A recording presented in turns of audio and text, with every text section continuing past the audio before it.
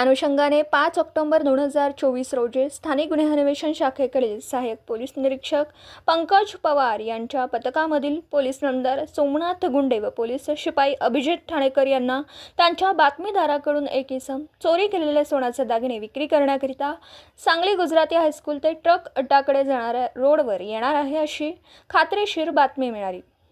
नमूद पथकाने मिळालेल्या बातमीप्रमाणे सांगली गुजराती हायस्कूल ते ट्रक अड्डाकडे जाणाऱ्या रोडवर वॉच करीत असताना एक इसम संशयितरित्या थांबलेला दिसला। त्याचा बातमीप्रमाणे संशय आल्याने सहाय्यक पोलीस निरीक्षक पंकज पवार व पथकाने सदर इसमास पळून जाण्याची संधी न देता त्यास ताब्यात घेऊन त्याचं नाव गाव विचारला।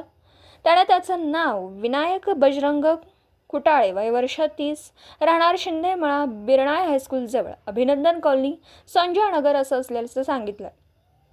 सहाय्यक पोलीस निरीक्षक पंकज पवार यांनी त्यास अंगझडतीचा उद्देश कळवून पंचासमक्ष अंगझडती घेतली असता त्याच्या पॅन्टच्या खिशात पिशवीमध्ये सोन्याचे दागिने मिळून आले।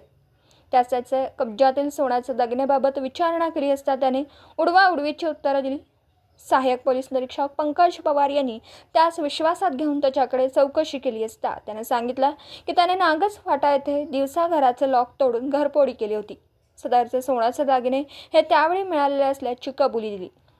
सदर सोन्याच्या दागिन्यांबाबत तासगाव पोलीस ठाण्याचा क्राईम अभिलेख तपासला असता वरीलप्रमाणे घरफोडी चोरीचा गुन्हा दाखल असल्याची खात्री झाली।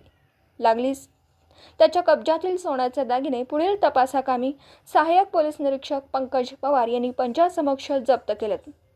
सदर आरोपी व जप्त मुद्देमाल पुढील तपासकामी कवटेमहांकाळ पोलीस ठाण्याकडे वर्ग करण्यात आला असून पुढील तपास कवटेमहांकाळ पोलीस ठाणे करीत आहेत।